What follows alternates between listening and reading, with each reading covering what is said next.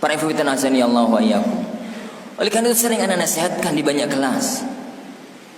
Tatkala lulus itu titik-titik yang paling rawan. Mungkin bukan lulus di sini, karena lulus di sini masih mau lanjutkan. Tapi setelah lulus S1, S2, S3, steler.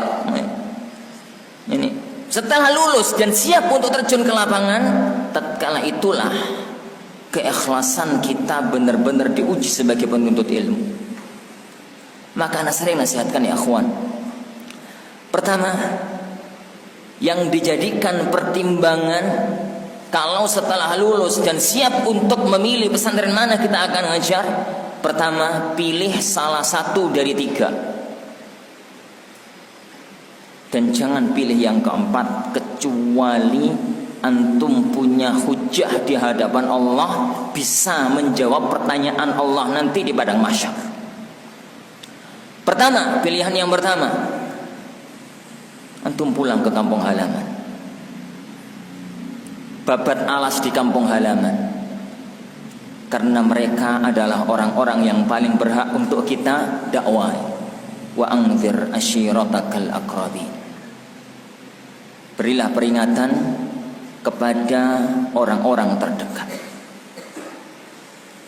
Mereka adalah orang-orang yang paling berhak untuk kita sampaikan ilmu kepadanya. Kita di sana ngajar, di sini ngajar, di tempat lain juga ngajar. Orang yang paling berhak untuk kita sampaikan ilmu kepadanya adalah orang-orang dekat kita. Bapak, ibu, paman, bibi, ponakan, kerabat, tetangga kanan dan kiri. Pulanglah ke kampung halaman. Meskipun kampung halaman antum di dasar laut, meskipun kampung halaman antum di puncak gunung, di sana mulailah menata dakwah, mulailah untuk kembali, mulailah untuk ini berjuang menegakkan kalimat Allah Azza wa Jalla. Itu yang pertama. Apabila pilihan ini tidak memungkinkan, berat Ustaz, terlalu berat medan dakwah kalau di sana, saya belum siap. Oke lah, khair.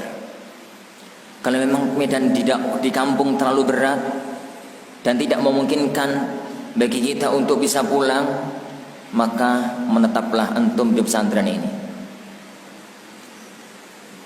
Karena pesantren ini adalah pesantren yang paling berhak untuk antum mengabdikan ilmu. Karena di sini antum belajar. Karena di sini antum belajar. Bosan Ustaz? Khair insyaallah, enggak ada masalah. Bosan Ustaz, air asin terus? Khair insyaallah, enggak ada masalah. Saya pingin daerah yang lain, pingin cari pengalaman, pingin ngerti daerah lain, pingin ngajar di pesantren lain. Kami enggak menolak ya kawan. Tapi saya punya satu syarat. Cari pesantren yang menjanjikan fasilitas yang paling sedikit. Ini 5 juta, ini 50 juta, ini misalkan 2 juta, ini 1 juta, ini 500.000. Lah pilih yang 500.000 itu. Ini di sana dikasih fasilitas rumah 2 lantai, ini rumah setengah lantai, ini rumah 1 lantai. Lah pilih yang setengah lantai tadi. Di sana ini rumahnya pakai granit, yang sini pakai keramik biasa, yang sini pakai plesteran, yang ini pakai tanah. Lah pilih yang pakai tanah itu.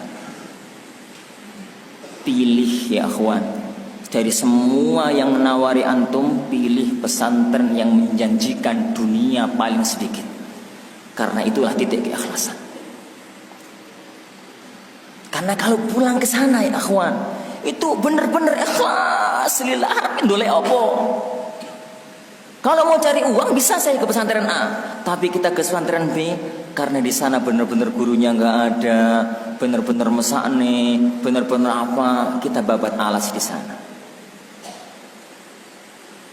Dan jangan pilih yang lain kecuali untuk sebuah kemaslahatan besar yang antum nanti kalau ditanya oleh Allah di padang mahsyar antum mampu jawab. Gambarkan ya akhwan, kalau antum berada di padang mahsyar nanti, di peradilan agung, di hadapan hakim agung Allah Subhanahu wa taala, di hadapan ahkamul hakimin, di hadapan yang la yakhfa alaihi syai', tidak ada satupun yang tersamarkan dalam pandangan Allah Subhanahu wa taala.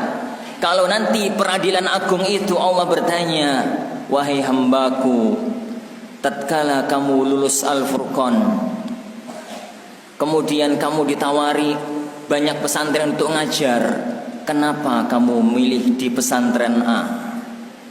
Kalau nanti antum mampu jawab pertanyaan itu, silahkan milih pesantren apapun.